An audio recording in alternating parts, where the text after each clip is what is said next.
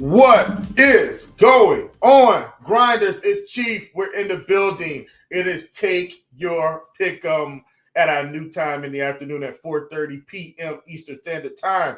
It is Thursday, August 17th, 2023. I'm so elated to be here.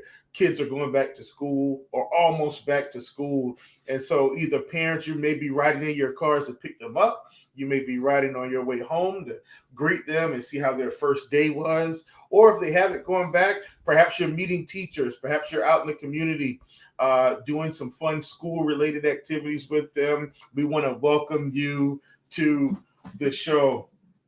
For those of you that have been listening in the morning, but we're not afternoon, thanks so much for joining us. Mr. Monty, thank you, sir. Thanks so much for joining us today. And it is time for none other than one of my favorite segments. It is Winning Words of Wisdom. And this one is coming from Queen Latifah. Here, let's listen to what Queen Latifah says. She says, look at people for an example, but then make sure to do things your way. Surround yourself with positive people. And I think that's so true. And one of the things I think that we can always do is we can embrace our differences, right? Like even in this particular industry, in the picking space, in the DFS space, we may have slightly different ways that we're going to do things. We may go about it the same, different ways. But oftentimes, if you take a look at each other, you take a look at the process, most of the time, we're going to end up at the same result or in the same spot or on some of the same plays. And so I think it's always valuable to just get perspective, right? It's always valuable to gain ideas, gain new concepts, gain valuable information from other people. If you can find someone that is willing to take the time and hear you out and gather information from you, a few years from now, you're going to look back and that person's going to be very wise. They're going to have a ton of wisdom that they can offer the world, that they can offer their kids, that they can offer their family, they can offer coworkers. Those who listen typically are the ones who have the most wisdom in the end. All right, folks, that's our winning words of wisdom. It's time to get into the plays here. We're going to go over our recap, folks.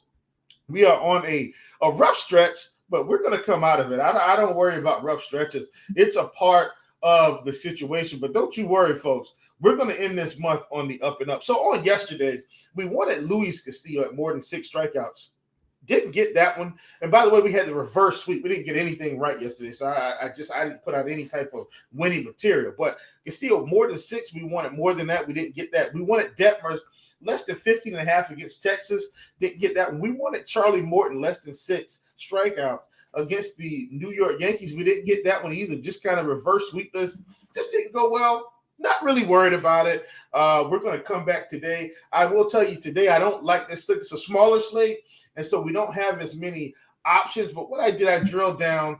Now this one has shifted a little bit since this morning, but I still think it's advantageous for it to take advantage of it. So, and in the spirit of trying to have some advantages, we're going to hop out. We're going to run out to Los Angeles, where we have Mr. Corbin Burns facing the Los Angeles Dodgers. So one of the things about Corbin Burns this season, his strikeout rate has come down tremendously as it compares to last season. And we're going to take a look at that as we pull up our beautiful Plate IQ tool. Thank God for Plate IQ. It gives us simple information all in one place. Now, obviously, there's some other places we can go, like FanGraphs, which I'm a fan of. You can use the BAT. You can use our RotoGrinders projections, which are a part of this particular product. You can also go to Baseball Savant. Like, there are places you can go to do what I like to call deep dives and nerd out. But in this particular situation, just for the sake of the show, we like to use this because it does give us kind of a basis to springboard off of. And so when we're looking at one of the things I like to look at here, when we look at the Dodgers, there are some strikeouts, a few, right? With Muncy, Martinez, and Outman. So there are a couple strikeouts here. But generally speaking, the Dodgers aren't striking out a ton. We've got Betts at 16%, Freeman at 15%, Will Smith at 16.4%, Peralta at 15, Hayward at 17, Ahmed Rosario at 20. Then we've got Outman at 32, Martinez at 32, Muncy at 30. If we look at the past 30 days on these particular K rates, Outman has come down a little bit. Muncy, around the same, and JD Martinez around the same. So nothing too crazy there. Outman has come down a tick. So I do like what we're seeing there. When we look at, I was talking about Corbin Burnes having a strikeout rate a lot lower this season as it compares to last season. When we look at last season, Corbin Burnes was at 30.4%, 30.3% to lefties, 30.5% to righties.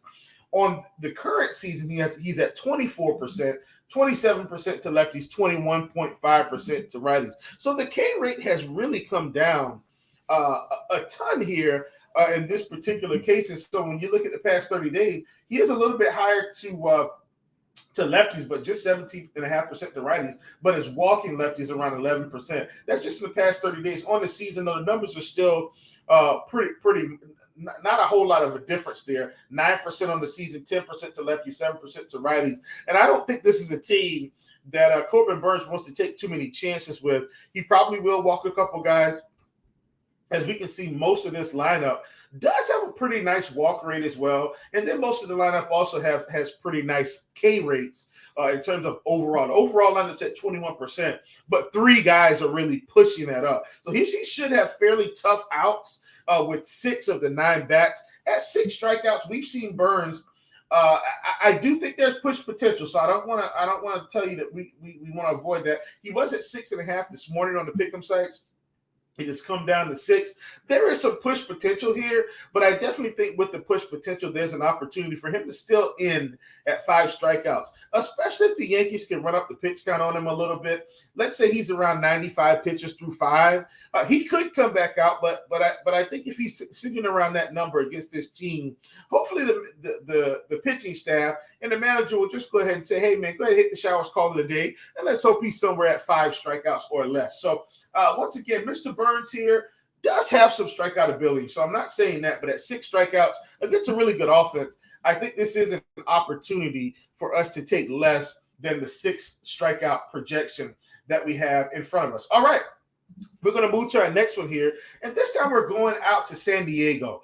And we've got Arizona coming to town. And we've got Rich Hill on the mound. Now, I don't know how much you guys know about Rich Hill, but he's still throwing this, pretty slow curveball, and he is getting some strikeouts from time to time. But Arizona has been a team that has caused problems. Now, I'm not saying they're going to cause problems every night, but this has been a hard team to pitch against, generally speaking.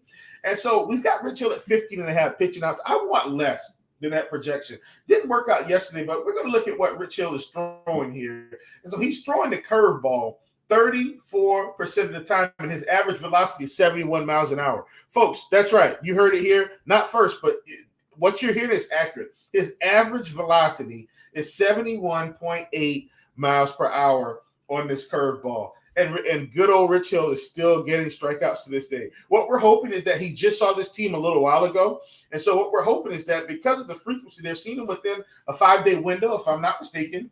We're hoping that the Arizona Diamondbacks can come out and do what they're supposed to do tonight and hammer Rich Hill, get him out of there early, and send him home packing. So that's what we're looking at here. He's throwing his fastball about 88 miles per hour. And once again, as we talked about with fastballs, most teams, when you're seeing fastball, most of these guys are going to be good. So I'm not really worried about that.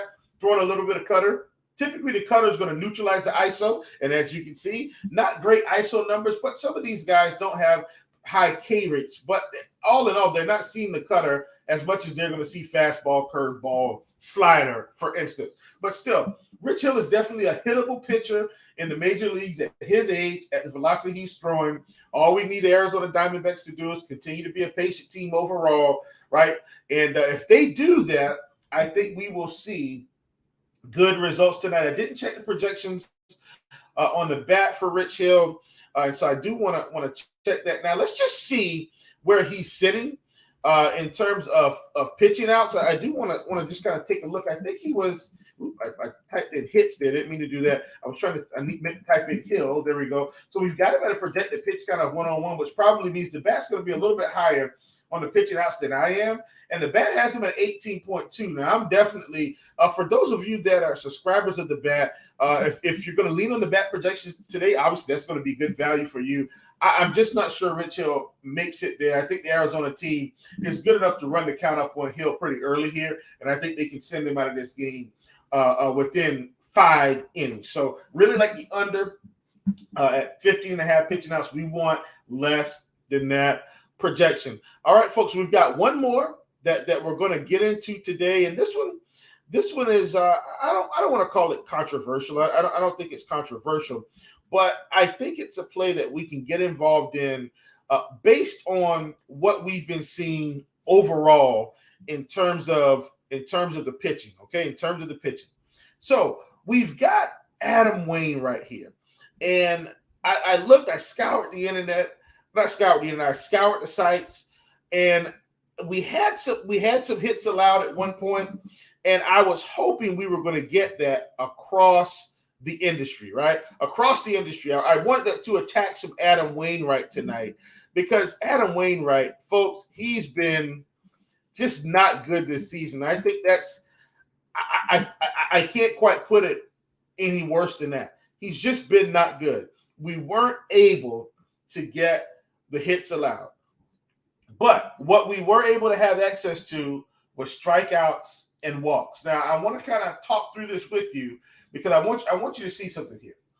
When we look at what Adam Wainwright has been able to do this season, hasn't been striking out a lot of guys, has been walking lefties at a pretty nice clip. And over the past 30 days, he's been walking lefties at a 17.1%. He's already at 10% on the season. We have him at 2 walks allowed on Underdog. I want to get involved with this. He's going to see a fair amount of lefties right out of the gate, right out of the gate. First time through, he's going to see Nemo. He's going to see Lindor, who will be batting from the left side of the plate. He's going to see McNeil. He's going to see Vogelbach. He's going to see Stewart, Ortega. He's going to see Arauz, right? And all of these guys have pretty nice walk rates. And he's sitting here at 2. I really like this opportunity with the walks. It feels like a lot. Perhaps it's a push. But I think 3 is not out of the question here.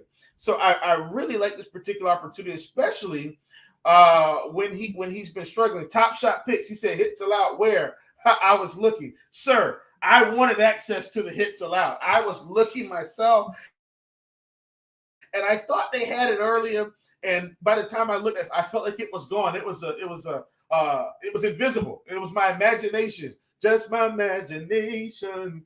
Running away with me. Anyway, for all of you oldies out there, that's a little bit of a little throwback jam. But anyway, I wanted the hits allowed, but we're going to go with the walks. The walks are on Underdog at 2, and I want more than that particular projection.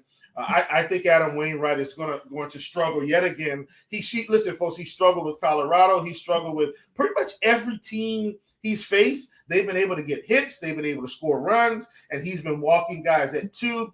I like the opportunity for the 2 walks there with upside for 3. What I will say is if I was going to play this on Underdog, I would only use it in a 3-pick non-insurance play or a 4-pick insurance and up. That's how I would utilize it. I wouldn't use it in a 2-pick because there is some push potential, okay? So I'm not going to shy away. There's some push potential, but I think we're more likely to hit 3 than 1. So we're going to go with more than 2 walks. The elevated walk rate to lefties over the past 30 days, I think is going to play into our hands as long as he doesn't give up 20 hits in the first 2 innings and gets pulled. So there we have it, folks. That is Take Your Pick'em for today. Once again, it's a small slate. Tomorrow, we're going to have a huge slate. I'm elated to come back tomorrow and try to provide some of the very best content in a simplistic way that's very palatable for us all. So at the top, we've got a real easy one here, and we're going to walk down through it, and then we will get you beautiful people out here. So at the top, we've got Corbin Burns at 6 strikeouts. We want less than that projection facing the Los Angeles Dodgers. We've got Rich Hill at 15.5 pitching outs. We want less than that projection facing the Arizona Diamondbacks. And then to close us out, we've got Adam Wainwright facing the New York Mets at 2 walks flat on Underdog. We want more than that projection. Folks, thanks so much for joining us on the new time. I'm Chief. This has been Take Your Pick'em. Come in with your pockets empty. Leave with your pockets full. Let's get the sweep, and I'll see you tomorrow.